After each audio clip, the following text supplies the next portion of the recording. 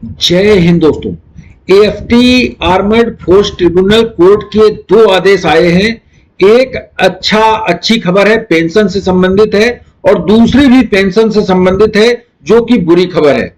दोनों आदेशों को मैं बताऊंगा कि कौन कौन से आदेश हैं। सबसे पहले तो मैं आपको बुरी खबर बता देता हूं। एएफटी की तरफ से जो एक आदेश आया है, आर्मर्ड फोर्स ट्रिब्यूनल बेंच की तरफ से, लखनऊ की तरफ से ये आदेश है। और ये जो इसमें कोर्ट है, जज है honourable mister justice Anil Kumar और दूसरे मेजर जनरल संजय सिंह, इनके जो कोर्ट ने जो फैसला सुनाया है वो नायक गनर विपिन चंद्र सिंह के पर फैसला सुनाया है। और इनके लिए बहुत ही बुरी खबर है। दूसरे भी पेंशनर्स जो होंगे उनके लिए भी बुरी खबर है। आपको मैं इस फैसले को बताऊं, सबसे पहले तो बता दें कि आरटी ट्रेनिंग सेंटर रेजिमेंट के हैं और 306 फील्ड रेजिमेंट के ये हैं नायक, जो कि इनका केस जो था, आपको मैं पूरा केस दिखाता हूं। क्या केस था, मामला क्या था। सबसे पहले तो ऑर्डर की कॉपी आप देख सकते हैं, ये ऑर्डर है। और इसमें कहा गया है कि जो ये आर्मी में एनरोल हुए थे 12/1/2004 को, सर्विस करते थे, 306 फील्ड रेजिमेंट में कर रहे थे, और इनको इंजरी हो गई थी 15/8/2017 को। और कैसे हो गई थी, स्लिप हो गए थे वेट फ्लोर ऑफ बाथरूम, यानी कि बैरक में एक बाथरूम में ये फिसल के गिर गए थे, जिसकी वजह से इनको इंजरी हो गई थी। इनको एडमिट किया गया था 164 मिलिट्री हॉस्पिटल में।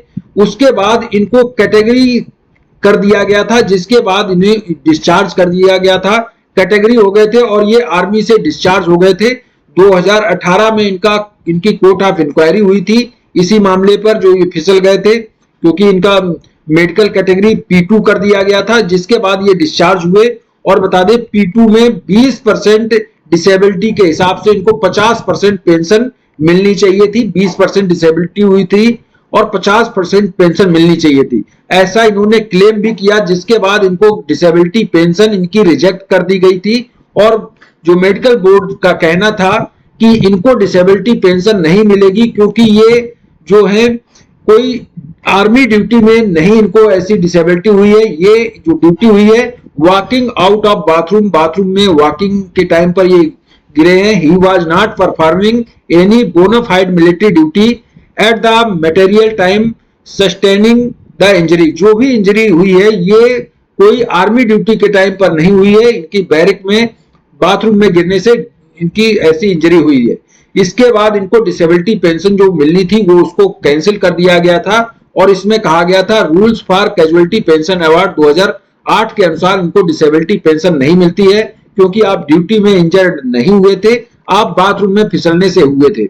इसके बाद इन्होंने ये अपील दायर की थी कि हम सेफ वन सेना में भर्ती हुए थे, और उसके बाद हमारा जो हम भर्ती हो गए, इसके बाद अगर ड्यूटी पर हैं, बैरक में नहा रहे, तब भी हम 24 घंटे के लिए ड्यूटी साइन करने के लिए हमें कहा गया कि 24 घंटे आप ड्यूटी में हो, तो वो भी ड्यूटी में ही काउंट होता है हमारा। हम अगर बाथरूम में है, तैयार हो रहे हैं, तो वो भी ड्यूटी में काउंट होता है। इसके लिए हमें डिसेबिलिटी पेंशन जो 20% मेडिकल बोर्ड ने दी है, इसको हमें इसका बेनिफिट भी मिले, यानी कि हमें उसका 50% पेंशन का बेनिफिट, जो डिसेबिलिटी पेंशन में होता है नियम कि 20% पर 50% डिसेबिलिटी पेंशन का बेनिफिट पेंशन में दिया जाता है। लेकिन ये रिटायर होने के बाद इनको नहीं मिला, तब इन्होंने एएफटी का रास्ता अपनाया।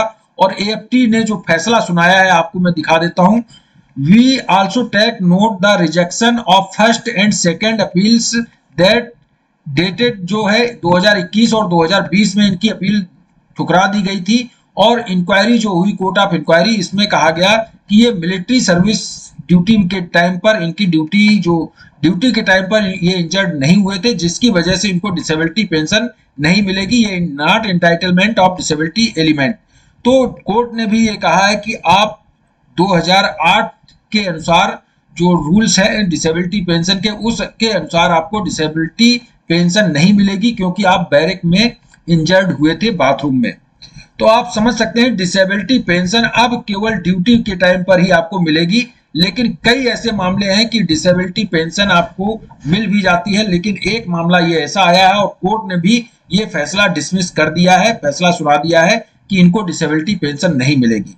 ये बुरी खबर थी। अब मैं सुनाता हूं एक अच्छी खबर जो आई है, कोर्ट से ही आई है, और ये एएफटी न्यू दिल्ली की तरफ से खबर आई है। और इसमें जो कहा गया है, इसमें एक अपील दायर की थी, जो थे जिसमें जस्टिस थे राजेंद्र मेनन और लेफ्टिनेंट जनरल पीएस हरिज जी थे, जिन्होंने ऑर्डर दिया था 7/3/2024 को।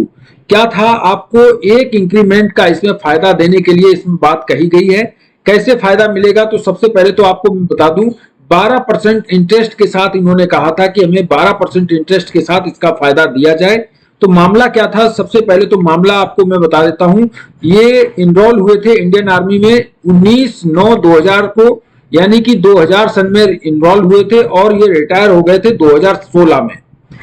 2016 में रिटायर हुए थे, 15 साल पूरी सर्विस की थी, जिसकी वजह से इनको पूरी पेंशन मिल रही थी। लेकिन इनका मामला जो था 30/6/2016 में ये रिटायर हुए थे, और 1/7/2015 को इनको एक इंक्रीमेंट मिला था। यानी कि 1/7/2015 को एक इंक्रीमेंट मिला था, और एक साल पूरा कंप्लीट होने पर इनको दूसरा इंक्रीमेंट नहीं मिला, क्योंकि 30/6/2016 को रिटायर हो गए थे। 1/7/2015 के बाद 1/7/2016 को अगर रिटायर होते तो इनको बेनिफिट पूरा मिलता। लेकिन सर्विस पूरी एक साल की है, क्योंकि 1/7/2016 को जो इंक्रीमेंट लगता है, हर साल एक इंक्रीमेंट लगता है आपका एक टाइम पर, जैसे कि 1/7/2015 को लगा, वैसे ही 1/7/2016 को भी लगना था। लेकिन उससे एक दिन पहले ये रिटायर हो गए थे। इसके बाद इनको इंक्रीमेंट नहीं मिला। लेकिन 6th सीपीसी में कहा गया था, अगर आपकी एक साल पूरी सर्विस हो जाती कंप्लीट, तो आपको एक इंक्रीमेंट मिलेगा। यानी कि 1 जुलाई और 1 जनवरी तक आपकी सर्विस एक साल हो जाती है, तो आपको एक इंक्रीमेंट मिलेगा। लेकिन ये एक दिन पहले रिटायर हो गए थे, उसके बाद इन्होंने कोर्ट का रास्ता अपनाया, और इनको जो कोर्ट ने फैसला सुनाया है उसमें यह कहा है कि एक इंक्रीमेंट इनको मिलेगा, क्योंकि 1 जनवरी और 1 जुलाई का एक दिन पहले वो रिटायर हुए हैं, लेकिन सर्विस इन्होंने पूरी की है। भले ये 1 जुलाई को सेना में ना रहे हों, लेकिन एक दिन पहले रिटायर हुए, सर्विस तो पूरी हो गई है। उसके बाद जो फैसला सुनाया है, आपको मैं फैसला बता देता हूं। फैसला आया है कि एक इंक्रीमेंट का फायदा आपको बिना इंटरेस्ट के दिया जाएगा, और ये कोर्ट ने, एएफटी नई दिल्ली ने ये फैसला सुना दिया है कि आपको एक इंक्रीमेंट का पूरा फायदा दिया जाएगा। पीरियड ऑफ 4 मंथ, यानी 4 महीने में आपको पूरा करेक्टर पीपीओ जारी करके इसका बेनिफिट दिया जाएगा। जो भी ऐसे पेंशनर्स हैं जिनका एक साल पूरा कंप्लीट हो जाता है और वो जुलाई 30 को रिटायर होते हैं, या आप समझ लें कि जो कि 1 जुलाई और 1 जनवरी को रिटायर होते हैं, उससे पहले भी उसका बेनिफिट दिया जाता है, क्योंकि ये नेशनल इंक्रीमेंट का लाभ कोर्ट ने भी कह दिया है कि आपको मिलेगा। तो 1 जुलाई और 1 जनवरी से पहले जो रिटायर होते हैं उनको भी उसका बेनिफिट मिलेगा। कोर्ट के 2 फैसले आए हैं। इस वीडियो में इतना ही। Thank you. जय हिंद।